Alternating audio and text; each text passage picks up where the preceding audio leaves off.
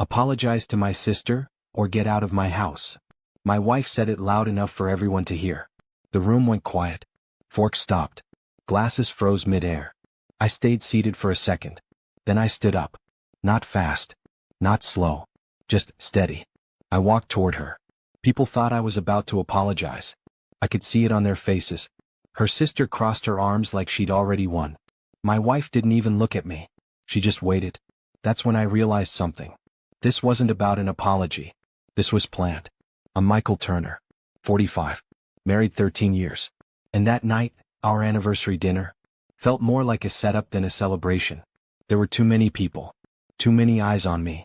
Her sister Rachel had been pushing all night. Little comments. Small digs. Nothing obvious. But it kept building. My wife didn't stop her. Didn't even try. Just watched. Like she was waiting for something. I shouldn't have noticed. But I did. Because this wasn't the first time something felt off. The tone had changed months ago. Quietly. Slowly. And standing there with everyone watching, I understood one thing clearly. Whatever this was, it didn't start tonight. It had been building for a while. And I was just now stepping into it. The night started normal. At least on the surface. Dinner at our place. Close family. A few friends. My wife, Emily, had planned everything. Decorations. Food. Seating. Too precise. That was the first thing that stood out. She usually asked for help. This time she didn't. Rachel arrived early. Walked in like she owned the place. Didn't greet me. Didn't say congratulations. Just looked around, then at Emily. They shared a glance. Quick. Subtle. But it was there. I let it pass. Dinner started. Conversation was light at first. Work. Travel. Small talk. Then Rachel shifted it. Started bringing up old things. Little moments from years ago. Twisted just enough to sound different. You remember when Michael messed up the mortgage paperwork? She said, smiling. That never happened. But I didn't correct her. I watched Emily. She didn't defend me. Didn't even look surprised. Just kept eating. That's when the pattern became clear. This wasn't random conversation. It was controlled. Every comment aimed in one direction. Me. Slowly, carefully. They were building a version of me. In front of everyone. And no one questioned it. Because it sounded just real enough. That's when I stopped reacting completely. And started paying attention. Because whatever they were doing, it wasn't just for tonight. Rachel didn't stop. She kept going, one story after another. Each one small. Each one just off enough. Late bills. Missed deadlines. Temper issues. Things that sounded believable. If you didn't know the details. I didn't interrupt. I just listened. And I watched Emily. She still hadn't said a word to correct any of it. Not once. Instead, she started adding things. Quietly. He's been distant lately, she said at one point. Soft voice. Careful tone. Like she didn't want to say it but had to. People nodded. That's when I felt it shift. The room wasn't neutral anymore. They weren't just listening.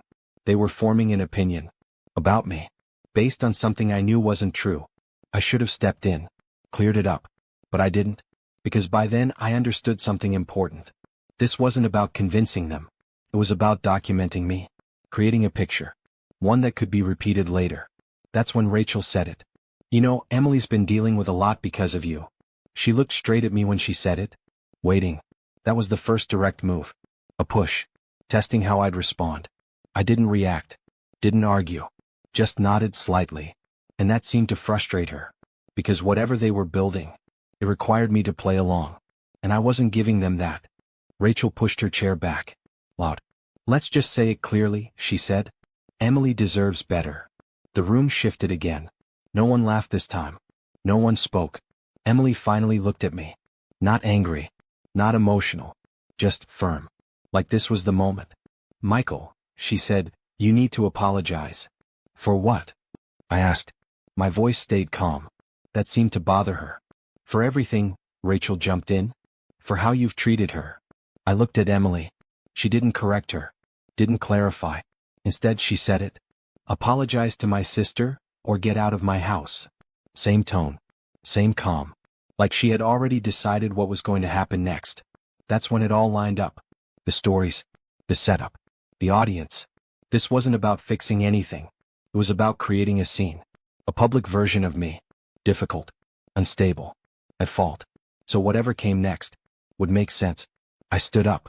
Chairs shifted behind me. People leaned in slightly. Waiting. I walked toward Emily. Stopped right in front of her. Close enough to see her expression clearly. She expected resistance. Maybe an argument. Maybe an apology. What she didn't expect was for me to stay calm. Because by then, I understood exactly what they were trying to do. And more importantly, what? And once you understand that, you don't react. You choose your moment. And I had just reached mine. I stood there for a second. Close enough that only she could hear me if I lowered my voice. But I didn't. I kept it normal. Clear. Just loud enough for the room. Because this wasn't a private moment. They made sure of that. So I played it the same way. I looked at Emily. Then at Rachel.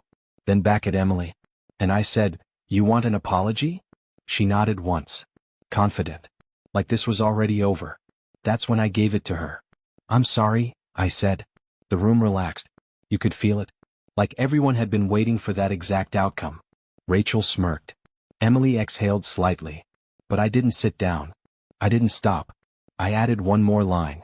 "I'm sorry I didn't say anything sooner." That got their attention. Emily's expression changed. Just a little. Rachel frowned. "Say what?" she asked. I didn't answer her. I kept my eyes on Emily. Because she already knew. Or at least, she felt it coming. And that's when the room shifted again. Back the other way. Quiet. Uncertain. Because apologies don't usually come with a second sentence. And whatever I was about to say next wasn't part of their plan. "I'm sorry I didn't say anything sooner." I paused. Not for effect. Just enough to make sure everyone was listening. Then I said it. "I've known about you and Mark for 4 months." No one spoke. Rachel blinked first. "Who's Mark?" someone asked quietly. I didn't answer them. I kept looking at Emily. Because her face said everything. Color drained. Shoulders stiff. Not shocked. Caught. "That's not," she started. I shook my head once. "Come. Don't," I said. "Not here." Rachel turned to her. "Emily?" No response. That was the first crack. Then I kept going. "Mark Collins," I said. "Your husband." Silence turned heavy. Rachel's expression didn't change right away. Like her brain needed a second to catch up. Then it did. She laughed once. Short. Sure. "Real funny," she said. I didn't smile. Didn't move. "Check his phone," I said. That's when everything shifted. Rachel looked at me. Then at Emily. Then back at me again. Searching. Emily stepped forward. "Michael, stop." Still calm. Still controlled. But different now.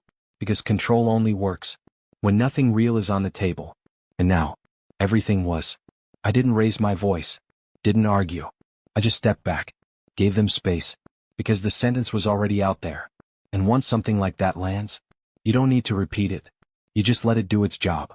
Rachel didn't move at first. Then she reached for her purse. Hand steady.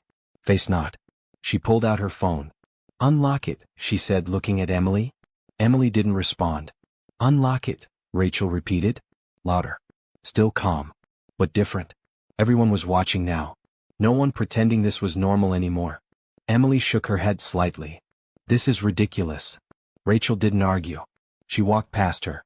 Straight to Mark. He'd been quiet the whole night. Too quiet. "Your phone?" Rachel said. Mark hesitated. Just for a second. That was enough. Rachel didn't wait. She grabbed it from his hand. Unlocked. She knew the code. Of course she did. The room stayed silent. You could hear her scrolling. One swipe. Two. Then she stopped. Didn't say anything. Didn't need to. Her face changed. Not loud. Not dramatic. Just gone. Like something shut off. She looked up at Emily. Then at Mark. No yelling. No scene. Just one sentence. "How long?" Mark didn't answer. Emily didn't either. That silence said more than anything else. Rachel stepped back slowly. Then another step. Like she needed distance from both of them. And just like that, the room flipped. From judgment to truth. Because once it's seen, you can't take it back. And whatever they planned for me was gone. No one finished their food. No one even moved toward the table again. Rachel set the phone down. Carefully. Like it didn't belong to her anymore. Then she walked out. Didn't slam the door. Didn't say anything else. Just left. Mark followed a few seconds later. Not to stop her. Just because there was nowhere else to stand. That left me and Emily. And a room full of people who suddenly didn't know where to look. She finally turned to me. Why here? She asked. Not angry. Just quiet. I shrugged slightly. You chose the audience, I said. That was the truth. She built the moment. I just didn't follow the script. No one defended her. Not this time. Because the version of me they had been fed all night didn't match what they just saw. And once that breaks, it doesn't go back. We didn't argue after that. Didn't need to. Some things don't require a fight. Just clarity. The divorce happened fast. Clean. No scenes. No stories. Rachel filed too. 3 marriages ended within months. Not because of what I said, but because of what was already there. All I did was stop staying quiet. And sometimes, that's enough to change everything.